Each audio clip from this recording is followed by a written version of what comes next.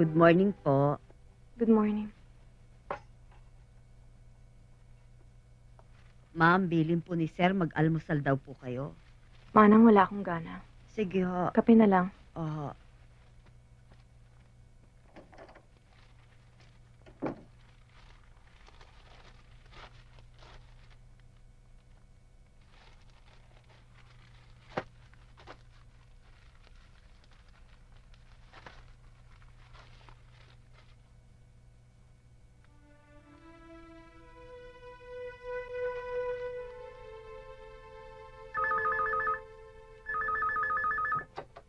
Hello, good morning. Jimenez Cayetano Law Office. Claire, si Alfredo. Ma'am, nasa meeting pa ho eh. Pasukin mo. Pakisabi naman, kailangan ko siya makausap. Importante lang. Sir, si Ma'am Consuelo ho, nasa line 2. Excuse me. 7 million? Eh, wala namang liability. Hi, honey. Alfredo, nakita mo na ba yung litrato ng bata sa front page?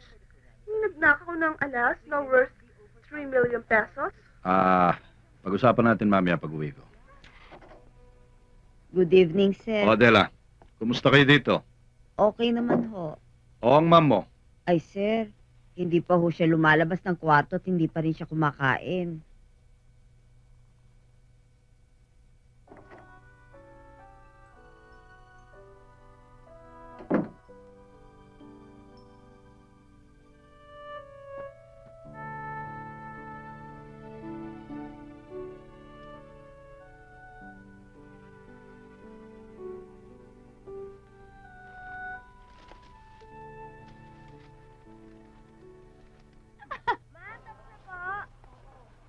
Alfredo, mailalabas pa natin siya.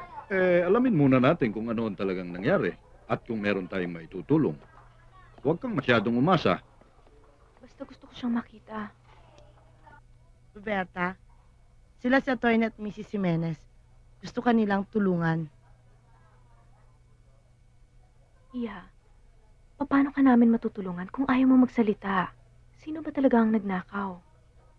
Ako nga po ang nagnakaw. Kung ikaw ang nagnakaw, nasaan ang alahas? Tinago ko po. Saan? Wala po. Paiimbestigahan ko ang kaso. Pupo! Mami na po ako. Hindi na po kailangan. Napansin mo ba yung mata ni Roberta? Parang takot na takot eh. Honey, of course I'm doing everything I can, pero huwag kang masyadong umasa. Baka mamaya hindi matuloy. Ma-disappoint ka pagkatapos. Hindi ko maipaliwanag. Siguro, mother's instinct. Pero, may iba akong nararamdaman kay Roberta. Kaya, huwag mo siyang pabayaan. Ginagawa kong lahat para sa iyo. Because I want you to be happy again. Katulad noon. Thank you. Ang daming butas nitong report na ito eh. Hindi siya nakalabas ng gate pero walang stolen items na na-recover. Baka naman may accomplice. Bakit ba masyado mo dinidibdib ang juvenile case na to? Para kay Consuelo. Baka makatulong eh. Paano?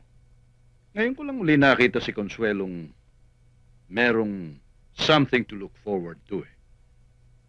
Ever since... Basta ginagawa ko ito para sa kanya. Okay, I'll look into this thoroughly. Paimbestigahan mo na nga rin ang family background ni Roberta. Anything and anybody na may kinalaman sa kanya. Mabait naman yan si Roberta eh. May kapilyahan lang. Mare, hindi pilya. Maldita. Pero alam mo, hindi namin nabalitaan kahit minsan na nagnakaw. Oo, busog naman yan sa pangaral ni Sinay eh. Oh, mahal mo naman kung nahawa na yun sa tatay niya. O, di ba? Ano bang trabaho ng tatay niya? Wala. Kundi Ano yun, Mare? Club. Pasirko-sirko! Oo. Pinabantayin yung babae. eh doon kasi nagtatrabaho si Mary. Mary. Mary?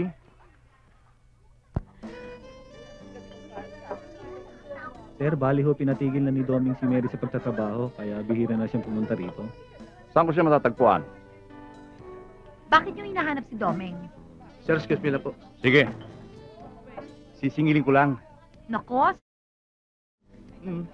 May ballpen ho kayo? Meron. Pahiram. O ayan ha, isusulat ko ang tirahan. Puntahan ninyo. Yan, mabawi man ako sa book na yon. Malaki-laki rin nakatas sa akin nun eh. Nagkapera na ng konti, akala mo na kung sino. Ako, kung di ko pa alam, baka galing sa nakaw yon ano, o ng swindle ng tao. I'm sure. Paano mo naman nasabi yun? Eh, paano siya magkakaroon ng maraming pera? Hindi naman po pwedeng... Tsaka, saan naman siya kukuha ng malaking pera para pambili ng alahas ni Mary?